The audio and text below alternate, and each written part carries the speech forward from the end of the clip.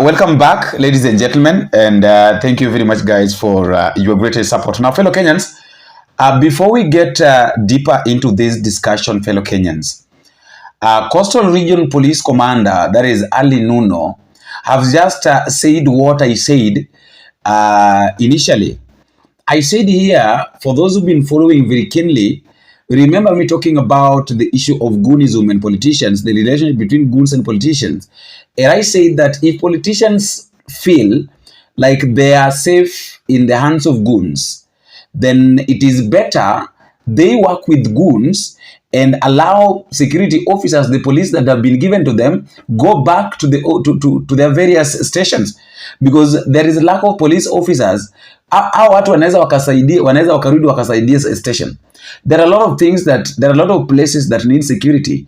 In politician, mwanasiasa yote akihisia kwamba yeye, kama Omanya alisema kwamba yeye lazima kuwe na goons, because akienda mahali na anahisia kwamba viongozi ambao opposition ama mtu ambaye anamuoppose yuko pale anapiga kelele, at least goons wake wanaweza kumsaidia.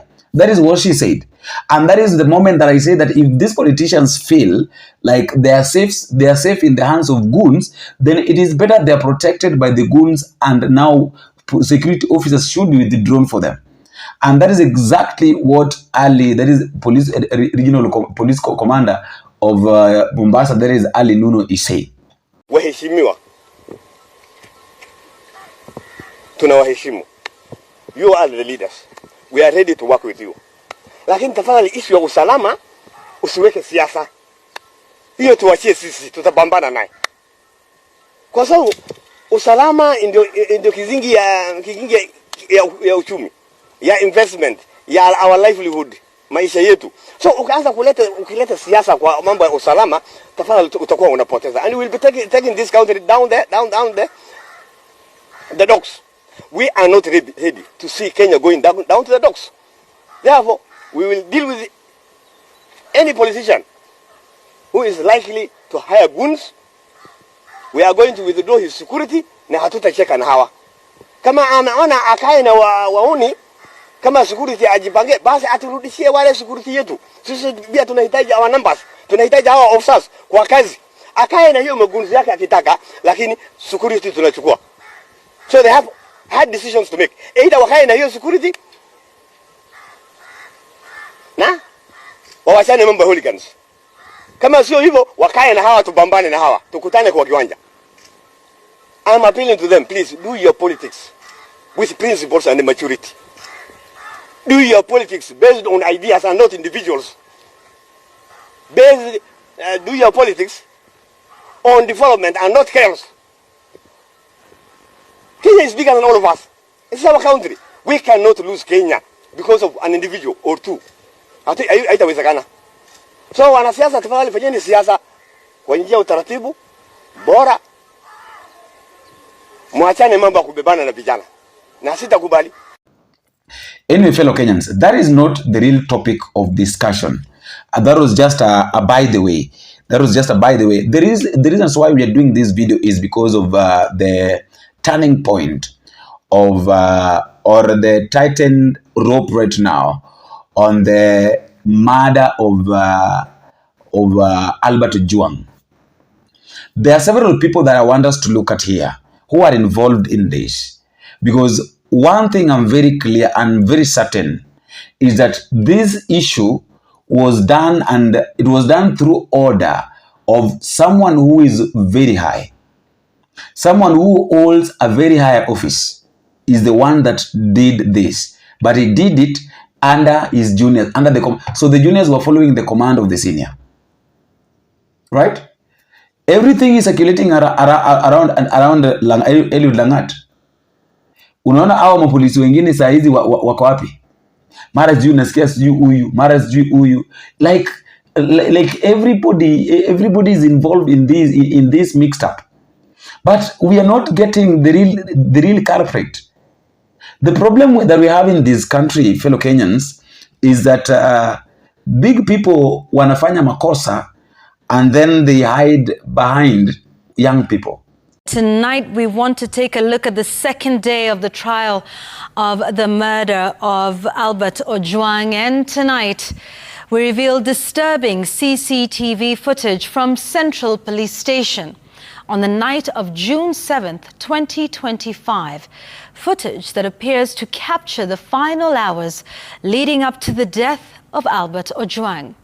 From the moment he arrives at the station in a black SUV to frantic movements within the cell block, officers changing into civilian clothes, unidentified individuals entering and leaving the cell area, and finally, his motionless body being carried out and rushed to hospital, where he was pronounced dead on arrival. We take you through the chilling sequence of events, step by step, as captured by the station's cameras, a timeline that raises troubling questions about what really happened behind the walls of Central Police Station that night. On the second day of the murder trial, the court viewed CCTV footage that allegedly places Police Constable Mukhwana and 4 other men at the cell where prosecutors say teacher blogger Albert Ojawang was murdered. Early morning, June 7th, 2025, CCTV cameras captured Police Constable James Mukhwana reporting for duty at Central Police Station. What began as a routine shift would later unfold into a series of suspicious movements and events that are now at the center of the murder trial. By evening, inspectors and officers move in and out of the OCS office. At 7:04 p.m., Mukhwana enters with another officer. Minutes later, a chain of arrival begins.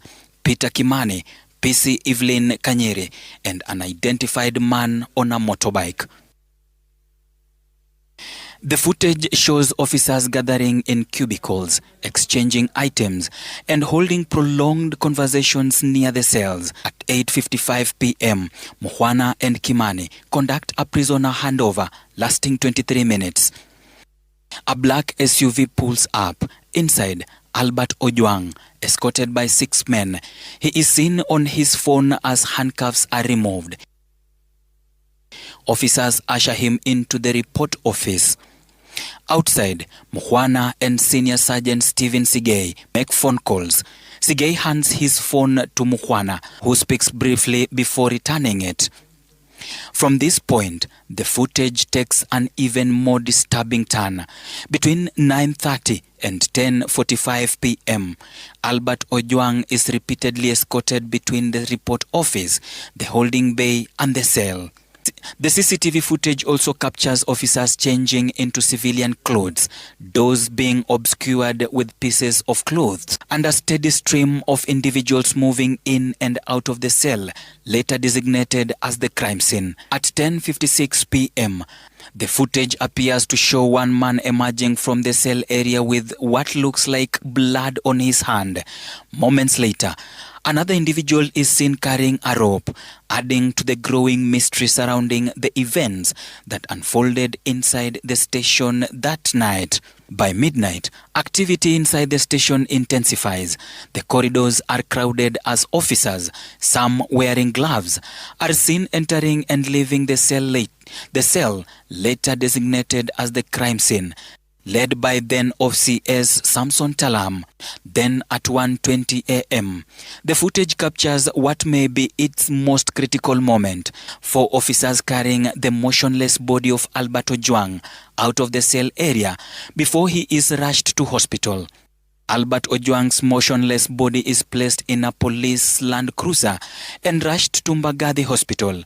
Minutes later, doctors pronounce him dead on arrival, making the final chapter in a night whose events are now the center of a murder trial.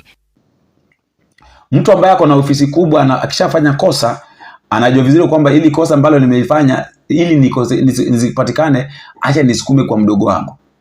The moment it has been pushed now to the junior is the one that now is carrying the cross while the senior is enjoying. Right now, people like Talam are the ones that are suffering. Talam, sijui nani, hao ndio wanateseka kule gerezani. Lakini LANGAT mwenyewe, remember, Albert Ojawang was arrested by, or according to the information that, according to the OB, and the first hand information that was given was that Albert Ojawang was arrested from their home or from his home through the order of LANGAT. And then from there ndio akaletwa Nairobi, akauawa Nairobi. So this guy was murdered under the order of LANGAT. Hapo kuna kitu unaweza pinga. Let us just be real. The problem that I think is happening is that people like protecting bad people. Mnapenda sana kulinda wale waovu, wale watu ambao wanafanya mambo mabaya, wanapenda sana kulindwa. But if we just wake up as Kenyans and decide and say that this thing we don't want, we can't accept such a thing to happen, we can't continue accepting, we can't continue massaging this donkey, then I think we'll be a better country. A country that has no corruption, a country that has no spare, like there is nobody that is being spared, a country that everybody is heard, every voice matters. But do you really think that every voice can matter in issues like this? Do you really think that every voice matters kwa mambo kama haya? Personally, I doubt. Personally, I don't think. Not every voice matters. Not in this. Because if every voice mattered, then I think saizi LANGAT ndiye angekuwa hata Talama angekuwa huko ndani. Mtu ambaye angekuwa huko ndani ni LANGAT. But you remember when these things happened, LANGAT disappeared. Wakasema kwamba mara zio amevacate ofisi, aja resign lakini amevacate ofisi, sue for the investigation to take place, and then akarudi. Talam naye venye akamatwa akapelekwa kule ndani, bado yuko huko ndani. So this one also tells you that this one should also be a very serious message to police officers. Wakati ambapo umepewa nafasi ili uongoze ama ulinde mwananchi, fanya kazi ambayo unapaswa kufanya. Don't do something different from what you are expected to do, because there are a lot of people who are watching. I always believe that people watches. A lot. This thing is normally, it is always being watched. Watu wanaangalia na wanasema kwamba yenyewe hapa napo kuna jambo ambalo haliko sawa, ama hapa napo kuna jambo ambalo liko sawa. Ingawaji kuna 1, 2, 3, lakini tunaweza tukafanya hili na hili na hile ili mambo yawe sawa. That is it. Actually, that is the hiyo tu ndio iko. Hapa kunaga cha mambo ingine. So the problem is that small fish are normally sacrificed for the sake of big fish. It is only that now we don't know the big fish, but of course the big fish that we know, that the big fish that is there is LANGAT. Yenda alipeana mtu wa uawe, baada ya kuuawa yeye sasa hayuko hapo. He was not involved, alikuwa leaf. You see? Sasa kina Talam ndio wanateseka kule ndani. It is very, very much shameful for our leaders, our police force. It is very, very much shameful. Anyway, let me know what you think at the comment section, because up to now Talam is nowhere to be seen. LANGAT is nowhere to be seen. He has not said anything, and people are expecting him at least to just say something. Yes, I know that this thing is still under investigation by Nabegi Kokoti, so he cannot speak that much, but ajai sema hata kama alikuwa involved ama hakuwa involved. He has never spoken, by the way. He has never spoken. I don't know whether he will ever speak or itaishia hivyo, I don't know. But ukweli wa mambo ni kwamba kuna mambo mengi ambayo yanafanyika ama yanatendeka, ambayo yasipochunguzwa vizuri yatakuja kuleta shida, yaleta maafa. Sisikia maoni yako kwenye sehemu ya maoni, mtazamaji. Na pia usikose kuniambia unatazama ukiwa wapi, uko Kenya, uko sehemu gani ama kupande gani ya Kenya. Na huko ikiwa uko sehemu za nje ya nchi, pia ni vyema niambie uko nchi gani. Tukutane kwenye video ambayo inafuata ikiwezekana. Mimi kwa wako Boniface Wino. Kwaheri. You just talk, but he continues playing. Yes, that is our scene, giving out the blue gloves to officers.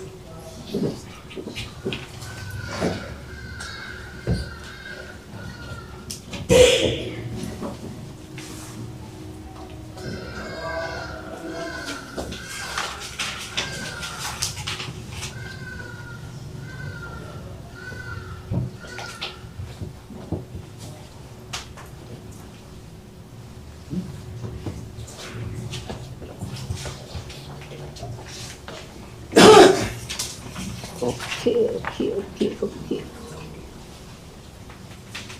Rewind. I want to see the manner in which it's being carried. Just rewind and move a little bit slowly, whether the back is supported or being carried by legs and hands. Rewind a little bit. Move slow motion, please.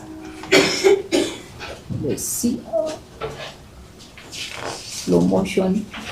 Play. Slow motion.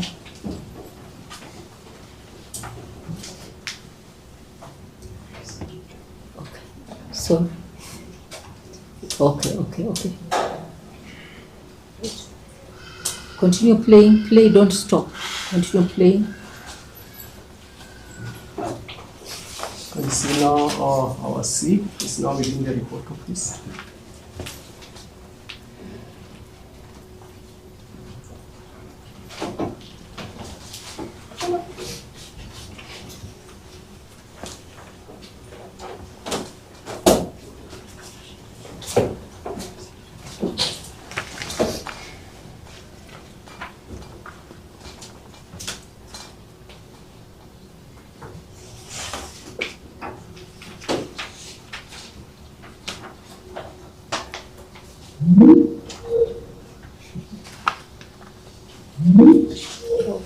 Yes, we've got to buy bundles.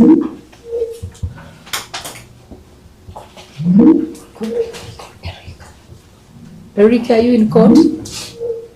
Please come.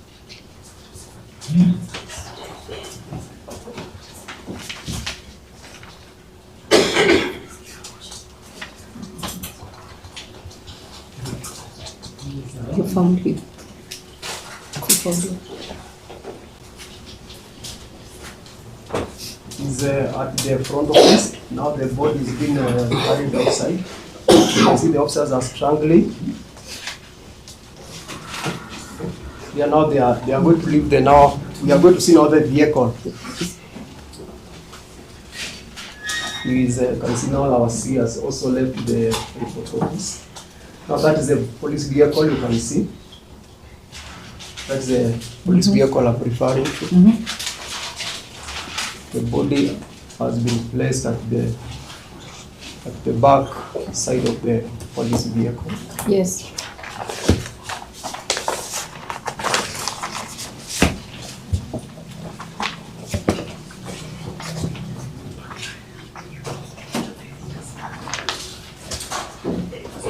Eric, please buy for us bundles.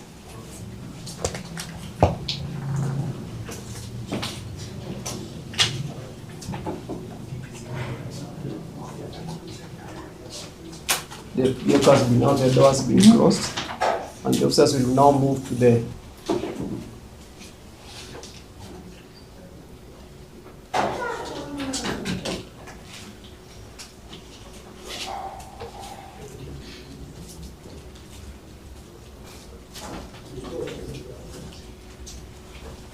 this is our C.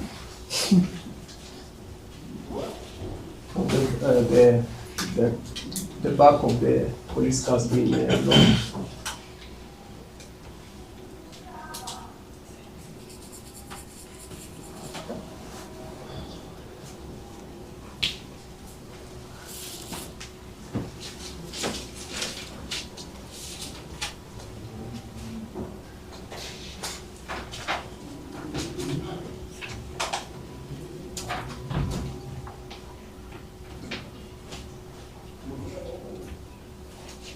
That is now the officers, Inspector Nganga and another officer, getting inside the contraband area.